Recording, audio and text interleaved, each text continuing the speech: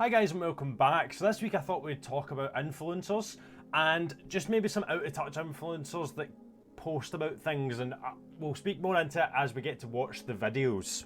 Leave it to me, y'all, to miss my bag check time. Essentially, we are flying, everyone's flying to Miami, and then we're all leaving on two different planes from Miami to Turks. And I missed my flight to Miami, so everyone's gonna be gone when I get there.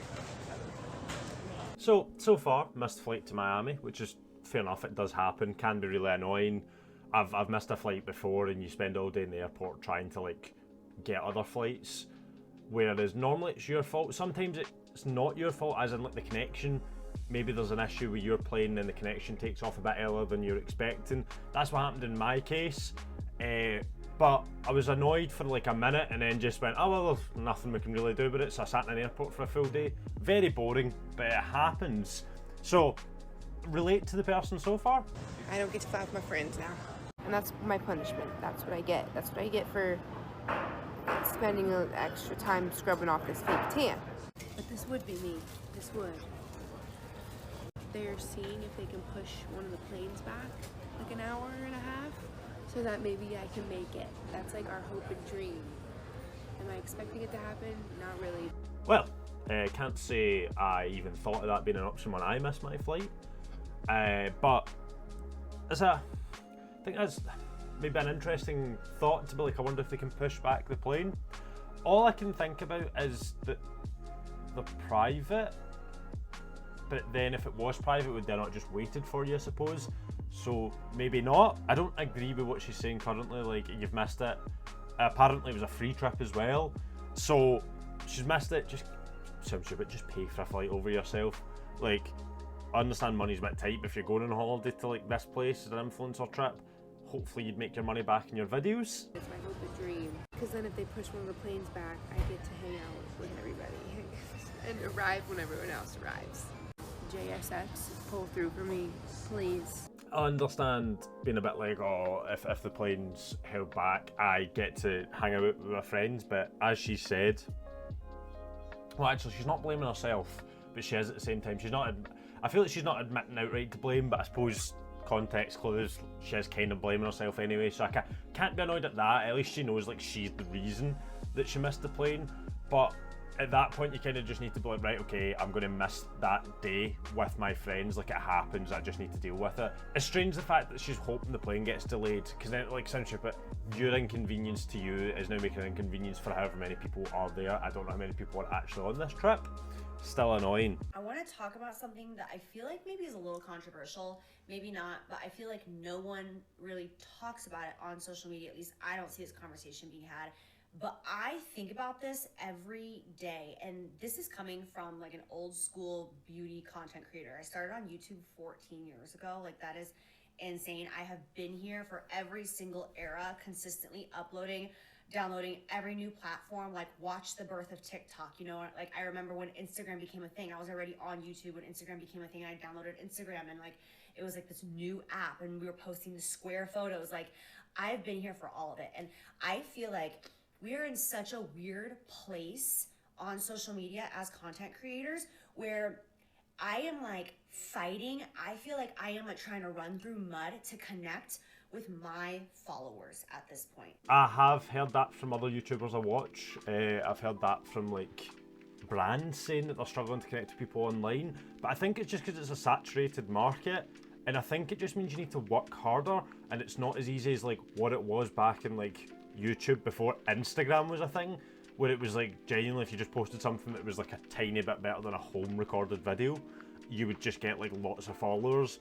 And I think this person is maybe taking, I've had it not easy's the wrong word, because obviously people have worked for the followers, but I've had it relatively easier than what it is now, and they're just annoyed at the fact they have to try harder.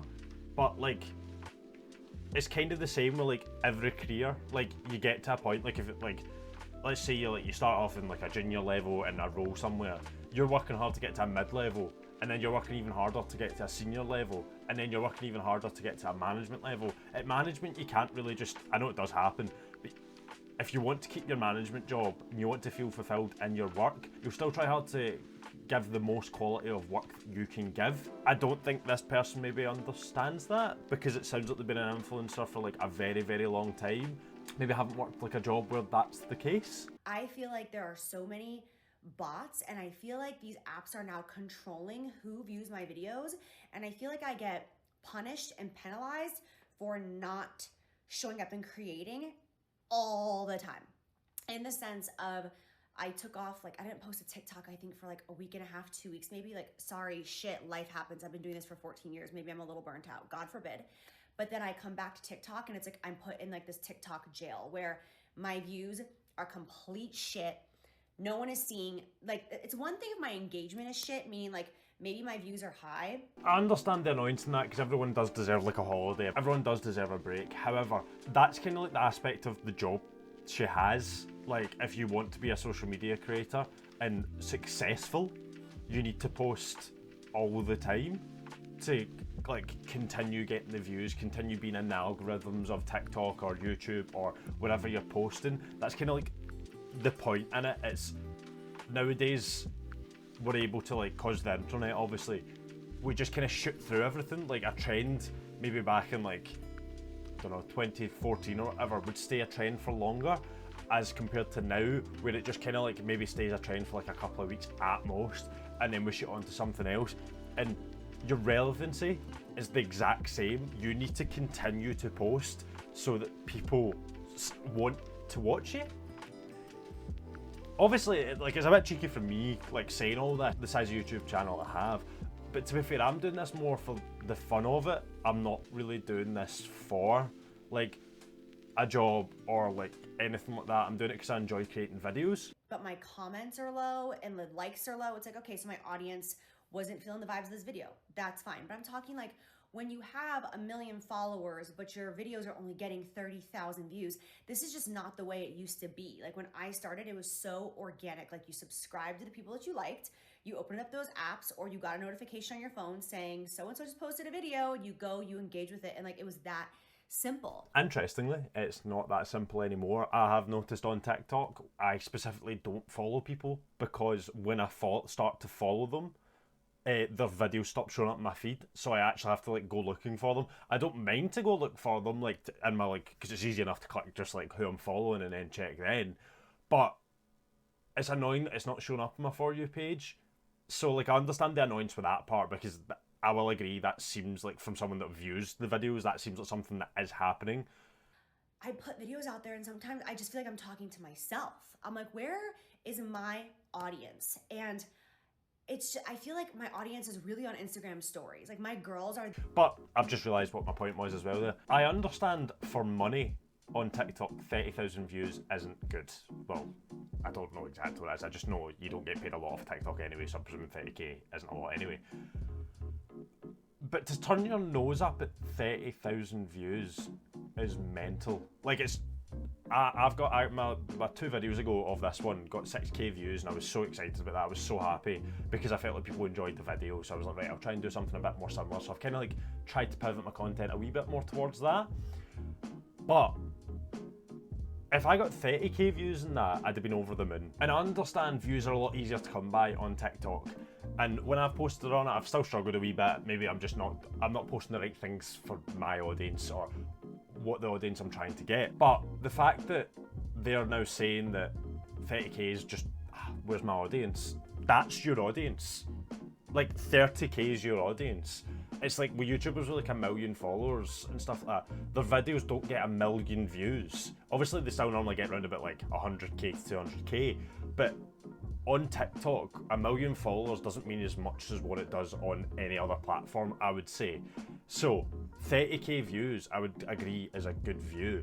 And then every now and again, you'll maybe get this one video that's hitting like 1 million views, because obviously it's TikTok and it can't just shoot from like that to that.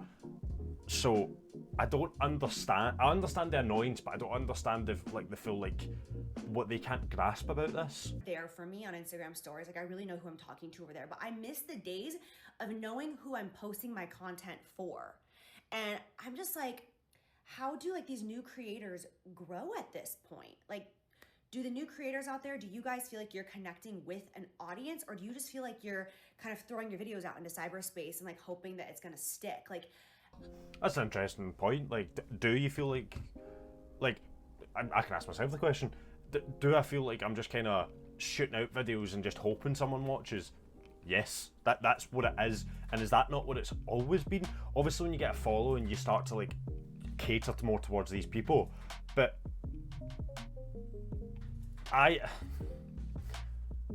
maybe this is a wrong view to have, but I believe someone with 1 million followers, if they were brought back to like nothing, like zero, like imagine it was like no one knew about them, not just the fact that they lost their channel or whatever, the idea of like they've got no followers again, starting from scratch. The quality of content they should be producing is the quality to get them back up to that 1 million followers.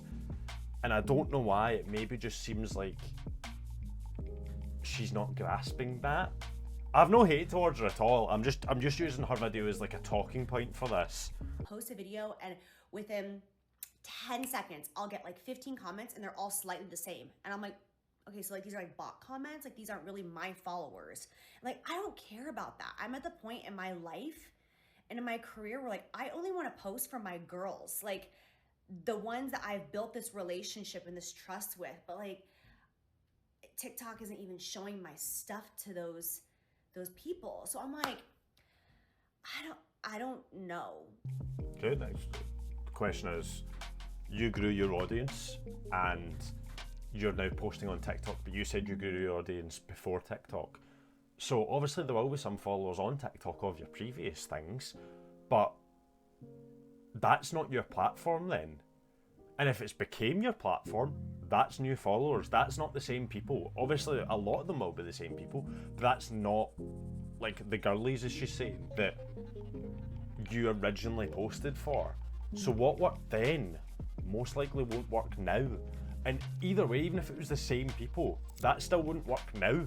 It's like these apps control who sees our stuff, and like the audience that we worked hard to build isn't even ours. It's owned by these apps, and we just have to like hope and pray that after posting our content, these apps are going to choose to show our content to our audience who chose to follow us in the first place. An interesting video, and it brought up quite a few talking points that I enjoyed speaking about. But what I've also seen from this content creator specifically, so I've went onto their page and they've got 1.2 million followers. So I'm looking at her videos now and she's kind of posting like bags, phones, like showing off her house, and they all look absolutely massive, which I can imagine she wasn't rich to start with and now she's rich because of the following. So that's maybe why people aren't relating to you as much, because people like you've kind of surpassed where like you originally would have been, where it's like now you can afford these like really expensive things and people are like enjoying watching you, but they're also like, people are struggling now with money, and it's like obviously like it's quite a significant thing now. So people are obviously like watching you and going, oh, that's really cool, imagine having all that money, and then like they're having to go to work like 14-15 hour shifts or look after a family, like, and not have enough money to provide for them. Whereas she's spending, on one of the videos she had 2 iPhones, possibly been sent them, but that doesn't matter. She's got the privilege of either buying 2 of them or being sent 2 of them, where I don't have that privilege and my phone's on contract. Obviously lots of people have phones on contract, but it's just coming from a place of privilege that I don't think she's maybe understanding anymore. No hate towards her. She's obviously doing well now, and hopefully like she got out the rut that she was trying to get to. I was just kind of using her video as like a sounding point of like what I think, at least. Obviously take it with a grain of salt. I am not big on anything. I just do the videos because I enjoy doing them. Hope you've liked. Like, comment, subscribe.